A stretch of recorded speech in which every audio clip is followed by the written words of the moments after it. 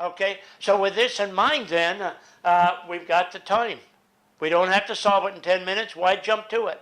Why not work our way through all of this? Why not consider both opinions about it? Why not go through the whole picture, the whole family meeting with it? Okay, so the picture being then that we're going to take the time. Now, if I've only got 5 minutes and I've got to solve it, what I need to do now is to go to my spouse and explain why I need to come up with a resolution now. Okay? Because the other picture is that we don't explain it as well, we're only going to do it your way anyway. And there comes a strife between you with the idea that, okay, wait a minute, I need you to know this is why I chose. On the other hand, maybe she would have had a better opinion. Well, share your opinion. What could I have done? And with the whole idea, what could I have done differently? And maybe if this happens again, we can do it that way. But right now, you need to let them know that you care about their opinion. What do you think of what I had to do and so forth? Okay? But the bottom line is if you got the time, work through this. Work through this. Each one separately, then coming together to discuss it and so forth. Okay, with all of this in mind, there's your tool. On your paper, write the word conflict and then write these letters or these words. Cause, options, needs, future, learn, interest. What can I learn from it? Interest, compromise, everybody's interest. If I have to compromise, who's compromising the most? And time. Okay? Think through those things. Work through them. Okay? So write that on a piece of paper and then hold that aside someplace. Make several copies.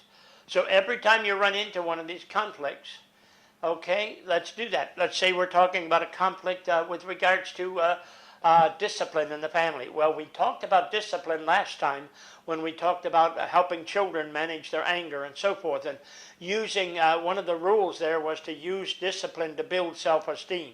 And so, okay, take that rule, use discipline to build self-esteem.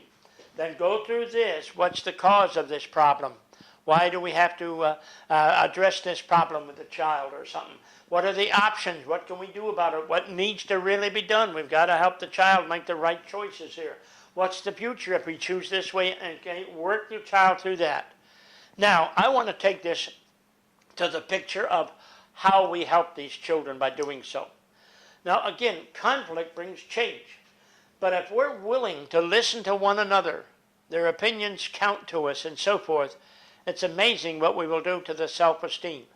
One of the goals of human life is that need for feeling good about ourselves. We need to feel good about ourselves. Abraham Maslow developed that hierarchy of need, and one of the things on his list, actually building from the bottom, the foundation up, the number 3 thing on his list was that of self-esteem. Okay, I'm sorry, the fourth one. Fourth one was self-esteem, but it's right there as a foundational key. Self-esteem. We need to feel good about ourselves. Now, with this in mind then, what we need to do is create this kind of a thought in the sense of listening to everybody, gathering opinions, using the opinions, and helping that resolution to be one that everybody's got a part in so that I can say, okay, they listen to me. Let's take this now for the child. Let me share with you a story that I was told some time ago. It was years ago, but it was in the city of Detroit, Michigan. There was a little boy that had a conflict. He was 6 years old. He was in first grade. And he had a conflict with one of the girls in his classroom. I don't know what she said, what she did, whoever even caused the conflict. But he had a conflict with her. The next day when he came back to school, he brought a gun with him and shot and killed the little girl. How sad it was. I'm given to understand that they took the uncle and put him in jail. Okay? Now here's the story.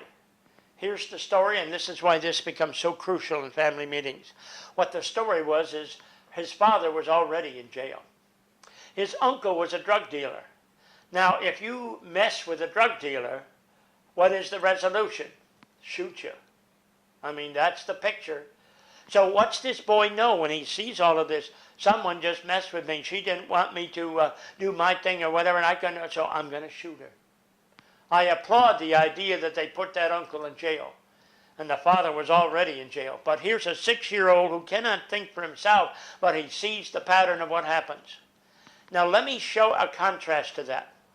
What happens if in your family, your children learn to gather together to resolve problems like this?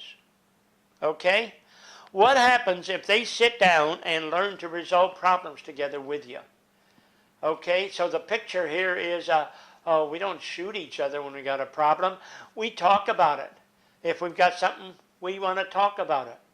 Now let me share something else with you too.